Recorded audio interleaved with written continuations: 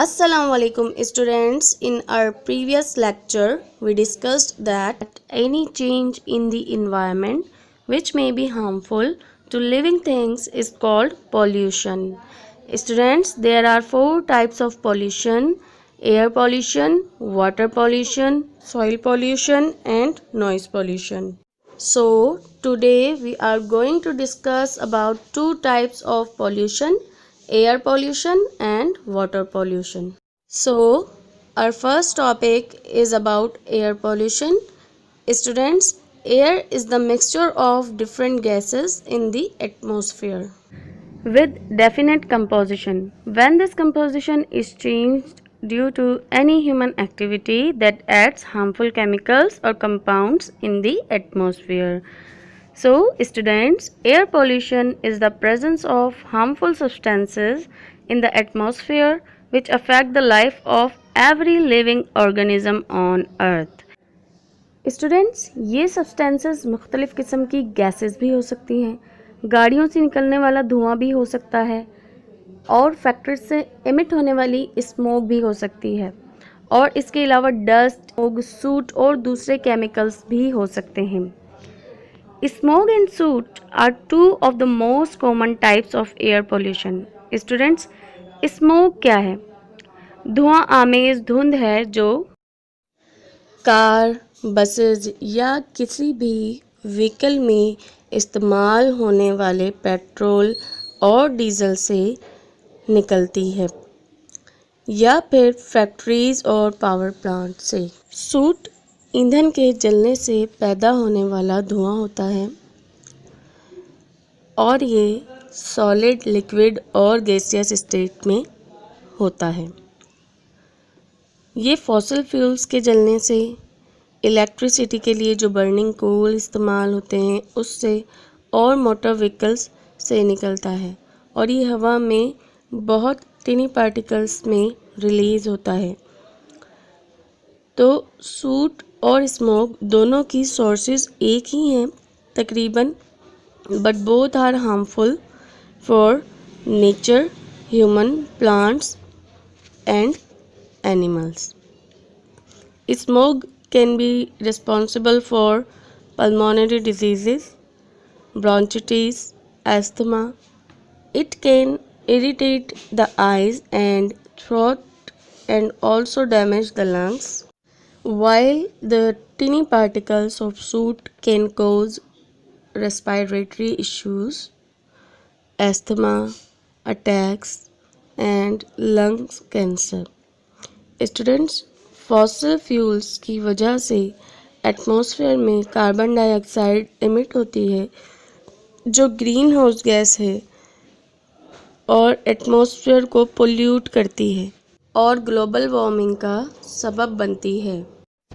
Pollution की वजह से ग्रीन हाउस गैसेस जब इंक्रीज़ होना शुरू कर देती हैं तो एटमॉस्फेयर में बहुत ज़्यादा हीट ट्रैप होने लग जाती है और इसी वजह से हमारी अर्थ का टेम्परेचर दिन ब दिन राइज़ हो रहा है.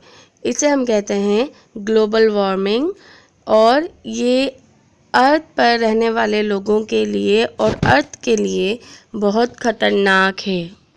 Now students, control measures for air pollution. हम एयर पोल्यूशन को किस तरह से कंट्रोल कर सकते हैं? हमें चाहिए कि हम ट्रीज़ को बिला ज़रूरत कट ना करें और अगर हम उन्हें कट कर देते हैं तो उनकी जगह हम नए प्लांट्स को रेगुलरली ग्रो करते रहें. बड़े बड़े कूड़ेदान या मलबे के ढेरों को ना जलाया जाए क्योंकि उसको जलाने से जहरीली गैसें खारिज होती हैं. हमें चाहिए कि हम व्हीकल्स का कम से कम इस्तेमाल करें क्योंकि उनमें से निकलने वाली carbon dioxide gas fossil fuels के बर्न होने की वजह से हवा में शामिल हो जाती है और हवा को पोल्यूट करती है. तो हमें चाहिए कि हम वॉक और बाईसाइकिल का ज़्यादा इस्तेमाल करें और व्हीकल्स का कम से कम इस्तेमाल करें. स्टूडेंट्स, इस पोल्यूशन की वजह से तकरीबन 1 मिलियन सी बर्ड्स और सी मैमल्स हर साल मरते हैं दुनिया में. और स्टूडेंट्स, ऐसा इन्वायरमेंट जहां एयर पोल्यूशन बहुत ज़्यादा हाई होता है, वहाँ 20% रिस्क होता है लोगों में लंग्स कैंसर के होने का। प्लास्टिक बैग्स और कचरे को इररिस्पॉन्सिबली कहीं भी फेंक देने से भी इन्वायरमेंट बहुत ज़्यादा डैमेज होता है। Students, the second type of pollution is water pollution. Water is the most basic and important component for living organisms. Water pollution is the harmful effects of water bodies like rivers, seas, ponds, oceans, lakes, and underground water. When the pollutants directly and indirectly discharged into water bodies through waste from homes, chemical waste from factories, without being treated is called water pollution. Students, जब हम contaminated water पीते हैं तो उसमें मौजूद micro organisms हमारी body में बहुत सी बीमारियां पैदा करते हैं, जैसे cholera, dysentery, hepatitis and typhoid. Contaminated water एक इम्प्योर सब्सटेंस होता है जिसमें इम्प्योरिटी की वजह से ऐसे छोटे छोटे माइक्रो ऑर्गेनिजम्स पैदा हो जाते हैं जो सिर्फ हम माइक्रोस्कोप से देख सकते हैं। जब हम वो पानी पीते हैं तो उसके थ्रू वो माइक्रो ऑर्गेनिजम्स हमारी बॉडी में दाखिल हो जाते हैं और मुख्तलिफ़ बीमारियों का सबब बनते हैं। स्टूडेंट्स, ऐसे ही गंदे पानी में मॉस्किटोज़ की ग्रोन भी होती है जो मलेरिया जैसी बीमारी का बायस बनती है। स्टूडेंट्स, हम अक्सर देखते हैं कि जो इंडस्ट्रियल वेस्ट होता है उसमें बहुत ज़्यादा केमिकल्स शामिल होते हैं और इसी वेस्ट को वाटर चैनल्स में बहा दिया जाता है। ये केमिकल्स से भरा हुआ जो इंडस्ट्रियल वेस्ट होता है इसे मरीन के एनिमल्स अपनी ग़िज़ा के तौर पर इस्तेमाल करते हैं। ये उनके पेट में जा रहा होता है, जैसे फ़िश है या शेल फ़िश है। जब यही फ़िश हम खाते हैं तो वो केमिकल्स हमारी बॉडीज़ में ट्रांसफ़र्ड हो जाते हैं, जिसकी वजह से वो हमारे अंदर मुख्तलिफ़ बीमारियां पैदा करते हैं। Now students, control measures for water pollution.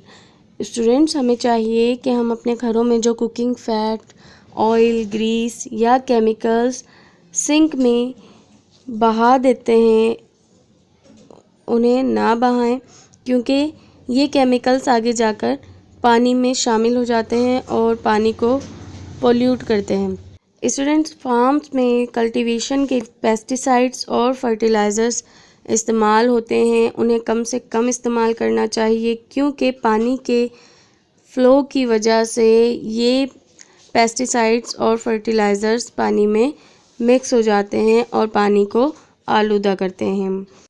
इसके अलावा हमें कपड़े धोने के लिए डिटर्जेंट्स और ब्लीच का कम से कम इस्तेमाल करना चाहिए क्योंकि ये भी पानी के साथ ही जाकर मिल जाते हैं।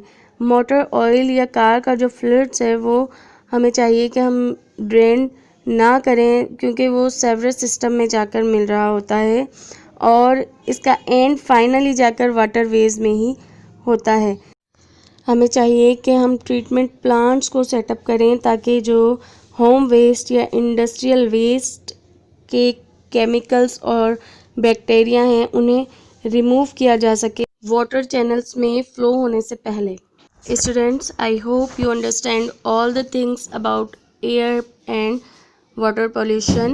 Now read page number 23 and 24. Listen the video and complete your SST worksheets at your home. Thank you for watching the video.